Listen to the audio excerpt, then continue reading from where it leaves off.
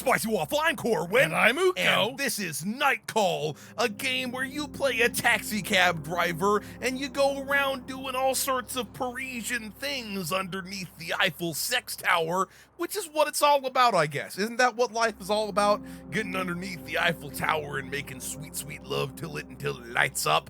But anyway, this game, somehow, it kind of gives me Papers, Please vibes, so we're going to be diving right in and seeing what sort of night calls we can get down to. Is this game a sex game?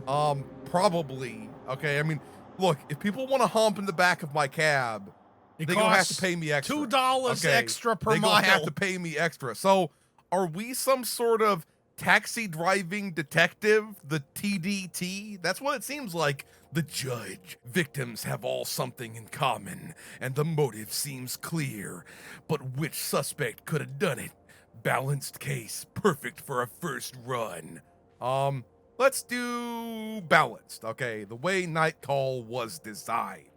So we're going to be making a night call to they mamas. I think we're going to be making a night call to they mamas. Also, for a second in the lower right-hand corner, I wasn't sure if it was a steering wheel or a mustache.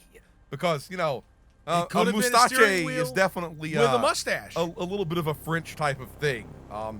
Yeah, we got some sweet, sweet bridges going on. We got some black muffins going on. Black muffin, that sounds like a delicious chocolatey muffin to me. That's I want all a I'm damn saying. chocolate muffin. And it's getting a little bit on the old film noir. That's how you pronounce that word, okay? Film noir. Well, that's like when you have your film noir and your your kung fu movie mixed up together. Well, obviously, I stepped out into the rain and lit my cigarette. That's a blunt. The ashes started lighting up my face, and I went to investigate the corpse and got my cock out. Oh, no. It made it look, the Kuleshov effect made it look like he was going for his pants. Yup. The way that my skin contrasted with my beard, and then the logo for the game showed up, and I knew I had to be Max Payne. Doctor, can you hear me? Sir, can you hear me? Do I need to speak up? Yes, speak up. I am Le France. Is this okay with you? Is my voice loud enough? Yes, it is fine, monsieur. Oh, she's I don't know which one's the girl. I don't know which one's the girl. I'm just gonna keep doing. I was gonna try to do a girl voice for the doctor, but I'm not up to it right now. Sir, you just spent 2 weeks in a coma. The word bounces around in your head. You need a moment to understand its meaning. I'm getting all the accents confused. Yeah, okay? I started to get confused too. The word scratches in your throat. Yeah, you were the victim of an assault. The word resonates in your head. Where did that accent come from? Yeah, you're aware a serial killer is currently loose in Paris. You feel the contents of your stomach crawling up your throat. The judge, as the police called a killer, assaulted you. The bullet touched your liver, and in most circumstances, it would have been fatal. We chose to put you in an induced coma. Your voice becomes more distant. Tapping out. Fades. You taste bile at the back of your mouth. Your head is burning. Your penis is on fire. Your fingers move to your wound. Underneath the bondage, you can feel hard skin. It's incredibly painful.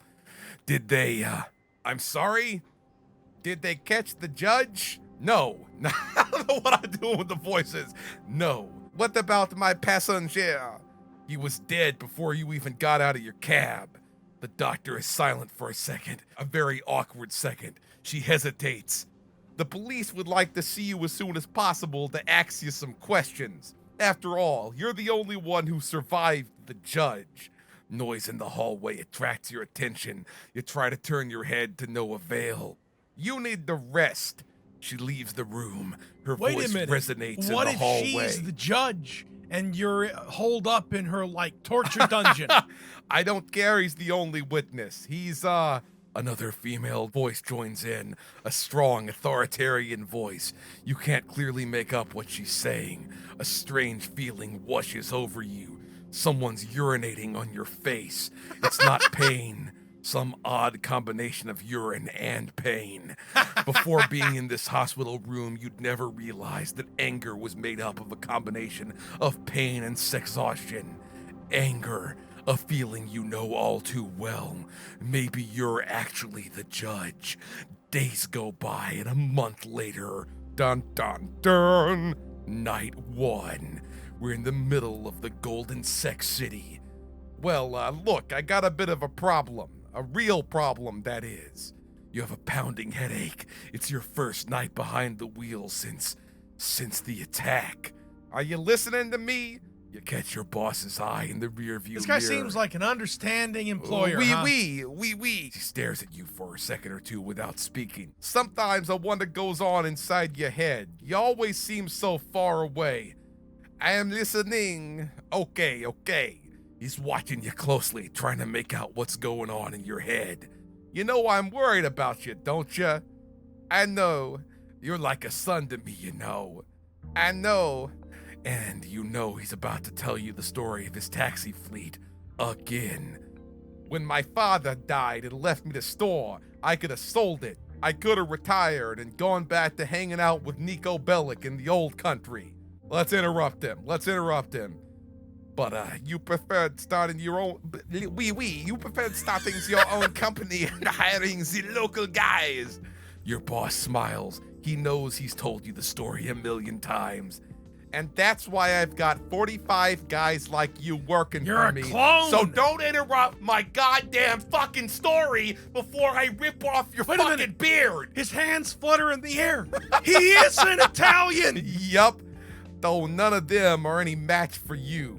He smiles. His voice suddenly takes on a serious Is he reaching for note. his penis? I don't know.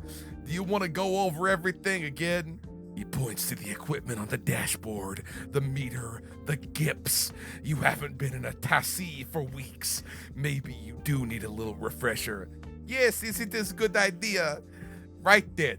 Well, first the map. You spot the potential customers and try to guess where they'll be going.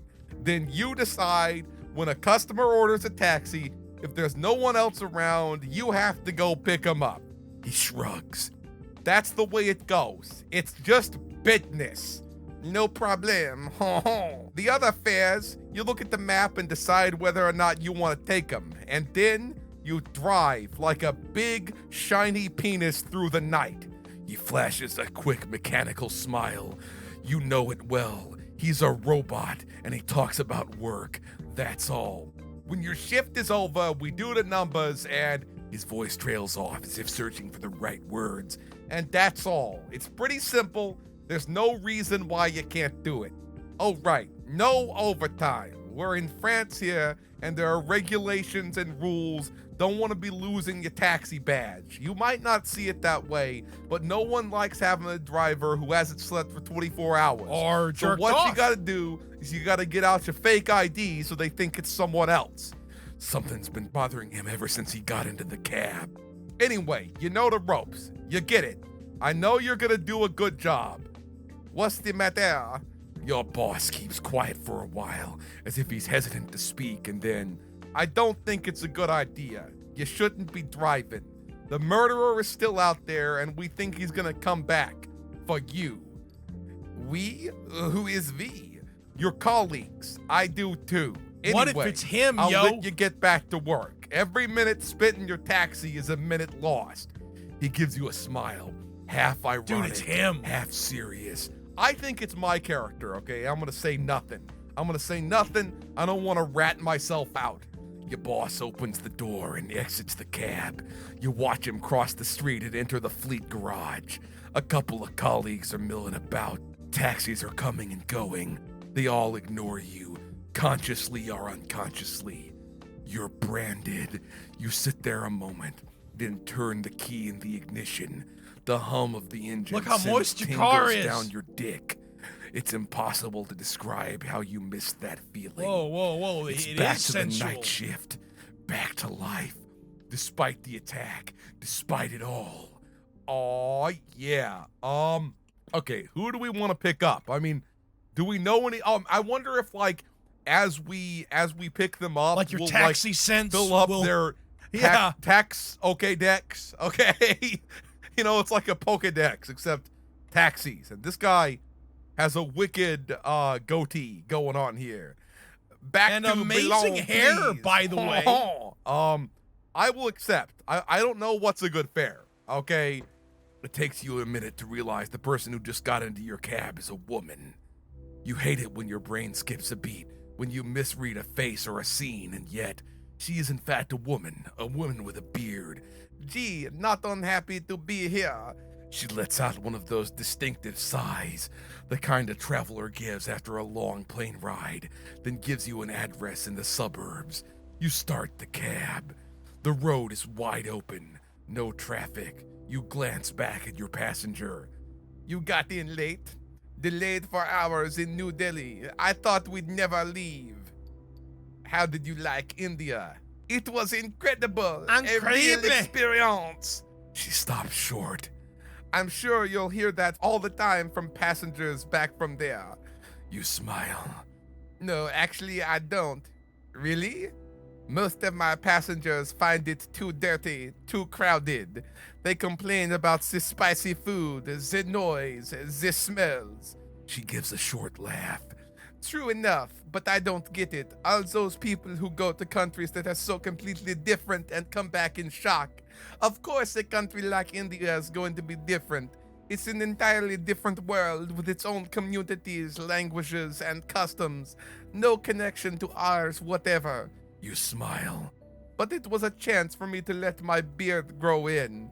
She runs her hand through her beard. It's a mighty fine beard. The gesture is new to her, and clearly hard-won.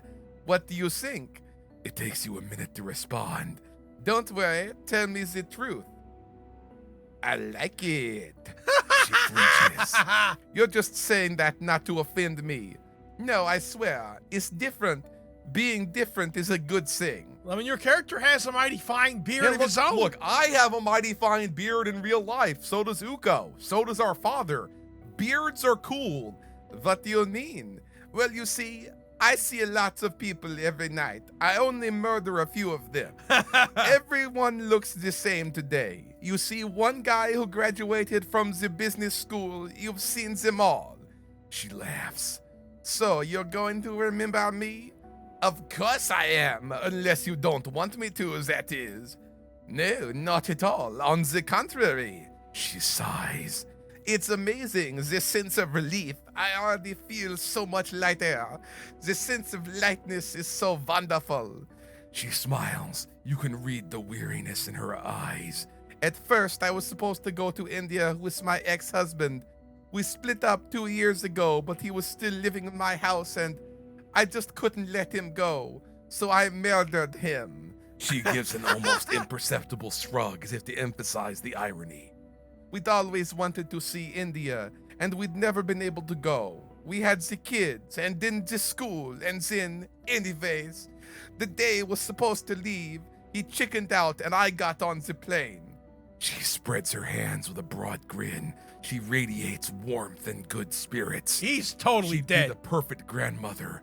Warm, slightly eccentric, ready for adventure. Let's go for a roll in the hay. For weeks, Delhi, Jaipur, Bombay, Goa. Incredible. Lots of touristy spots, beaches packed with the young people. You're always wondering to yourself, what are they doing here? Do their parents know about this? I left with my overnight kit. It was in my ex-husband's suitcase. It's been growing in for 20 years. For 20 years, I've had to shave, to wax, and to apply the makeup. For 20 years, I've been avoiding the long trips, surprises, unforeseen events. Your passenger's voice is bursting with energy. You can't help but smile. And so here I am, growing this very full beard. Run your hands through it. It is glorious and oiled. Anyway, people, they don't give a shit about me, except to make fun of me. So I stopped caring. You can't begin to imagine how it feels, not having to shave and to put on the makeup every day. You can see fatigue in her eyes, the exhaustion, every single day. My children don't know about my beard. My dogs don't know about my beard. They never have, never saw it before, never realized. Are you afraid? I was going to say nothing, but I agree with your decision. Yes. Am I afraid? I suppose I am a little, but I'm ready. Ready to take the world by storm and embrace it with my beard and not let go. I used to be so, how can I put it? What's the opposite of selfish? You're Selfish? a total loss. Not selfless, not disinterested. I used to be so out of touch with myself physically, so I started getting handsy with myself. Yes, that's it. I was out of touch with my body, cut off from the real me. She flashes you a smile that instantly fades. Well, it's easy to say that right now, what with the fatigue of traveling and all, but maybe tomorrow when I see him again. She stops short as if to compose herself. Anyway, tomorrow is another day, all in the good time. You drive down her street. You drive down her street. Your passenger glances out the window anxiously. You pull up to her address, a small suburban house like thousands of others, in need of a fresh coat of paint. Say nothing. Well then, wish me. She breaks off. Happy Woman Beard No, Day! actually, I don't need any luck. I make my own luck. She hands you the fare and then adds energetically, good luck to you, and remember, keep that smile on your face. She walks away from the taxi, her small suitcase in hand, her big suitcase held by her beard. You drive away, your spirits renewed. One night without getting murdered. You're goddamn right, I will take the money. I gotta admit, I'm enjoying this. Will she show up again later on? Will I get to see her beard even fuller? Will I get to take the glory beard on another journey? Okay, we gotta do at least one more passenger. Okay, we gotta do at least one more passenger. See if we can maybe make hay while the murder sun shines. Okay, I mean, look, this guy, he's got a large head. He's got the hair kind of, shaved off on the side of his head there, and maybe he's all like, I'm a big rough military dude. And I don't know what I'm thinking. Okay, but let's take him wherever. You pull up to the sidewalk to pick up the passenger who ordered a cab. You can make him out, surrounded by 5 or 6 cops, an all too familiar scene. Every so often, the low, ominous tone of an officer's voice makes it to your ear. We got a 769. Yeah, we got a 769 over here. Yeah, unknown victim of a 769. That's what it sounds like. What's a 769? I don't know. It's Is like that somebody for a doing judge's sexy gavel? dances. Oh, yo, look at this dude. Look at this dude. The circle of cops breaks up. You see your passenger. He slams the door and lets rip. Motherfucking cops! He gives you his address and you start the car. The passenger stares out the window at the passing road as if to calm himself. You take a quick look in the rearview mirror. Mafioso? I don't know. What was that all about? Nothing. The usual bullshit. He has a youthful sounding voice. I didn't realize that. A little immature. He's barely 20, maybe younger. What a fucking pain in the ass. You can't go anywhere without getting screwed by each and every one of those son of a bitches. If you're not wearing a goddamn beret, if you happen to be wearing sweatpants, then yeah, right, you're a fucking hood. He smirks wryly, then raises his voice an octave. Your papers, please. He sighs, his voice back to normal. Yeah, sure. Shove your aunt's cock up your friggin' ass, buddy. Cool. Always the same old thing, isn't it? Wait a minute. Does your aunt have a beard? The passenger looks at you. I don't know why suddenly I went all French with the narration. The passenger looks at you with a bitter laugh. You can say that again. Even the Arabs treat us like shit when they're wearing a uniform. Dude, no need to get racial about it, motherfucker. I'm pretty sure your character is no need, or like Indian. Yeah, that's what he looks like. That woman thought he was Indian. Oh, that's so right. maybe he's Indian. A slow smile spreads over his face. And you know what's worse? He pulls a paperback out of his pocket. The Count of Monte Cristo by Alexander Dumas. They wouldn't believe it was my book. They don't think I know how to fucking read. He returns it to his pocket right away. For a second, you wonder if you imagined it. The first thing they asked me was where I had stolen it. Like, there was no way I could own a book. Then the bastards took the book and flipped through it every single page like they were looking for a goddamn gold bar to make sure I wasn't hiding anything like hash or some other shit. He flinches, something in his features breaks. A crack has appeared. He's trying not to show it, but you see what's going on. You can't help it. The inner struggle, the humiliation, the sense of shame. It's just a goddamn book. Do you like it? He looks up. Yeah, it's it's kind of like a revenge story. I start with saying, I knew he would say that. You called it. Like all the Hollywood movies, somebody steals your broad, and then you gotta go live inside of a fuck prison, and then you gotta learn how to do some weird shit from some monk there, and then you download it, and then suddenly you're plugging in like the Matrix, and you're coming back and whooping some ass, and then drowning his children in a vat full of goddamn acid. That's how it's fucking done, man. That's how it's fucking done. Except that takes place 200 years ago, and now we got fucking laws against that shit, and it really sucks what happens to the hero guy, and he spends the whole book planning his revenge, big time. The guy's pretty messed up, and then he gets back, and then it's like the woman is like, oh no, please don't do the murder, please don't do the murder, but he did the fucking murder anyway, He catches your eye in the rearview mirror. He realizes he's not all worked up anymore. My God, it's my girlfriend who gave it to me. She likes the dumbass. Let's see. I would just smile. Yeah. I'll just smile. Well, believe me, man, it was pretty rough at first. First, she got me to read this book, Pride and something or another, some English book. Fuck that shit. Pride and Prejudice. Yeah, that's it. You read it too? I saw the movie long ago. Pause. They made a movie? Shit. I should have watched it. Then I could have told my girl that I read the motherfucking thing. But she didn't mind anyway. After she got me to read something by Ballsack, and after The Count of Monte Cristo, she really wants me to read this book, what was it called? By some Belgian woman, I think. I don't fucking know. Who my girlfriend says wrote a book about this Roman emperor and his boyfriend. And that's really amazing. I better not get caught by the cops with that one in my pocket, because then they're gonna whoop my ass something good. Or by my friends, for that matter. Yeah, let's just give him a nice smile here. He looks up, smiling. What if that's his hair and not a coat? Yeah, I think so. She's into all that historical stuff. To me, it was a real drag at first, but she forced me a little, and then I realized the Count of Monte Cristo, he's one of us. I mean, his story, it's a lot like what goes on today. But I introduced her to new stuff, too. There are these texts, rap lyrics that she really likes. You should see her putting on a show and all, but the truth is, she really likes it.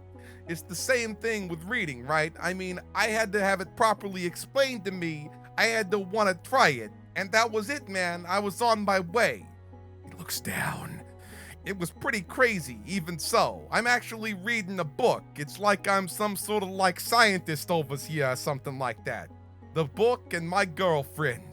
Some chicks really change your life, don't they? Especially when you don't murder them and put their body in the back of your taxi cab. You pull up at the address given by your fare. He lets out a sigh. Man, I don't know what the hell I just told you all that far. No worries. It must be a real bummer. All these guys telling you their life stories.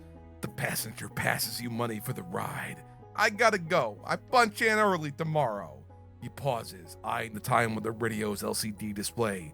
Or later on, I should say. A moment later, he vanishes into the night. Hey, that guy, he paid me fat stacks for what seemed like a quicker ride. This is fascinating. The door suddenly opens and a woman gets into the back seat. Having a good night? For a second, whoa. Is she gonna put a gavel up your butt? That's what I was gonna say before. It's one of the cops working on the judge's case. She grins at you, her voice creaks. You remember seeing her at the hospital. Oh, that's the other female voice. You about her there. Hey, so it's pretty crazy for weeks. I've been saying to myself, there's something off about you. Something not so nice. Hey, who got shot in the liver, dug around, bitch? Mulled it over. Bugged all my fellow cops about it. But I was sure you lied to us. Let her keep going. She has a cold sneer on her face. I'm gonna be frank with you. I don't think you're the judge. Nah, I can't picture it. She squints like she's trying to make you out from far away.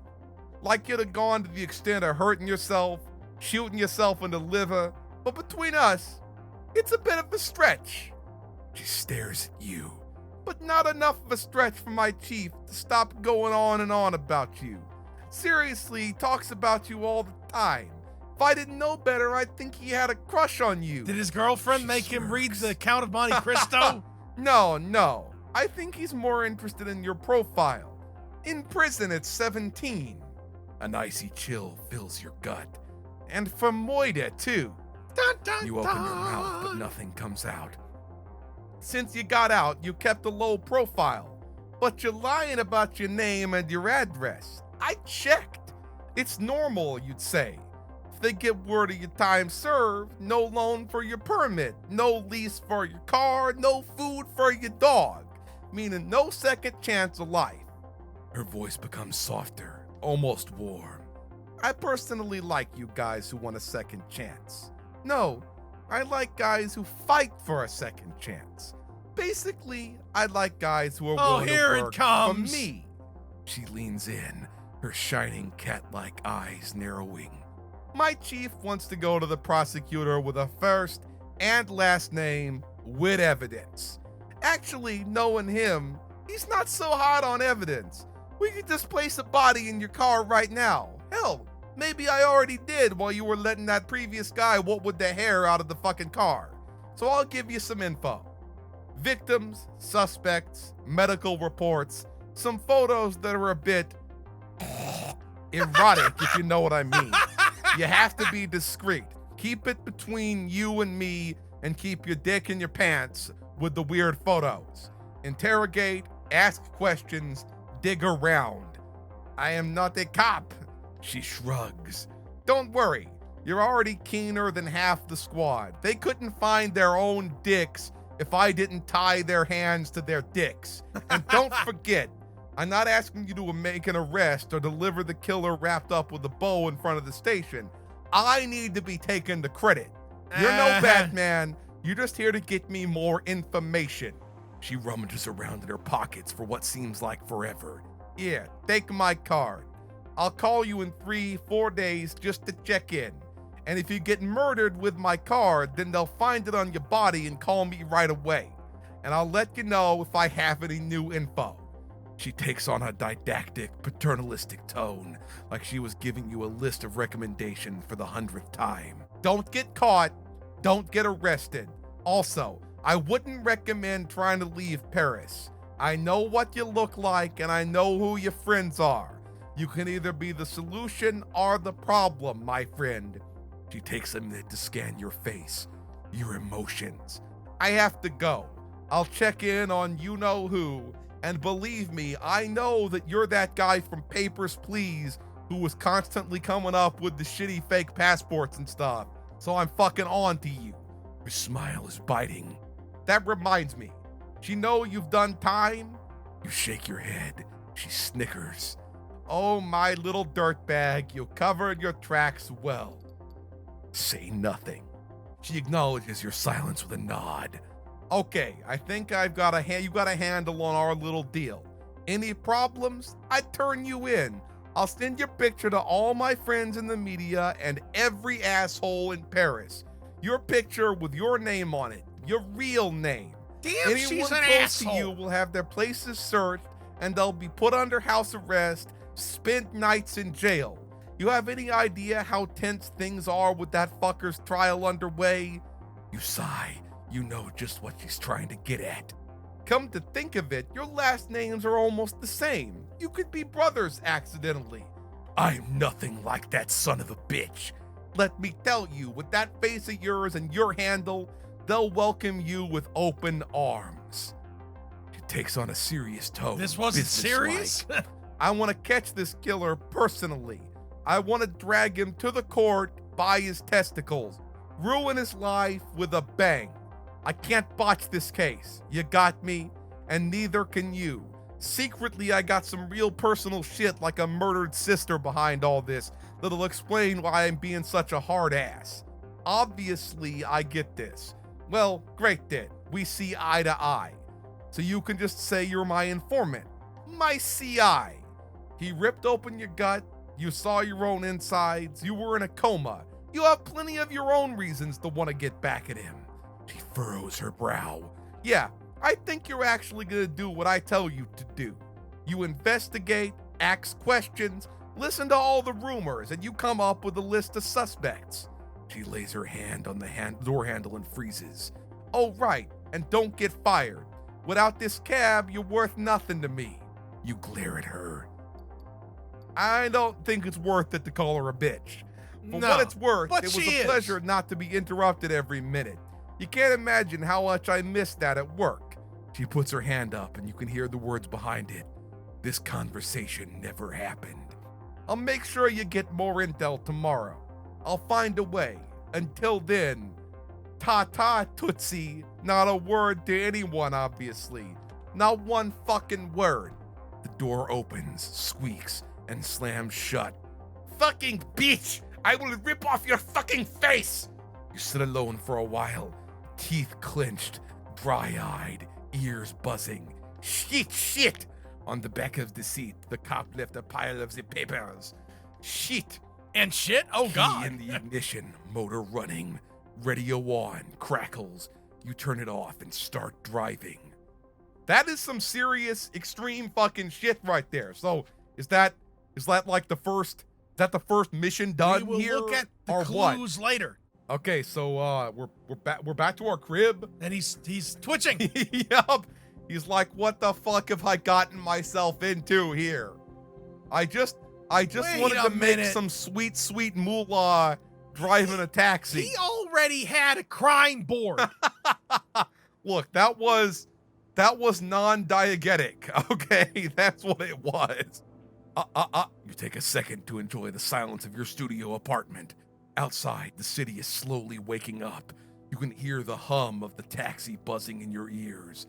You throw the files Bousset gave you on the table. On the wall, you hung up a big corkboard so you could look like some sort of insane criminal. They've been gone since you got out of. Your plan is simple. Jot down all the pieces of evidence and connect them to the suspects. The guilty party won't necessarily be the one with the most evidence against them, but the one with the most compelling evidence against them, because you are Detective Pikachu. It's like you're building a story about each suspect, trying to understand their motives, how they strangled somebody with a beard. Your neighbor flushes the toilet. Out of the corner of your eye, you can see the pipe shake. That was one giant turd. You sigh and get to work. Okay. We're gonna stop here. This is awesome. If you enjoyed this video, please hit that schmecked thumbs up button. Make sure you ring the bell to keep getting notified about more delicious content. Spicy Waffle signing out.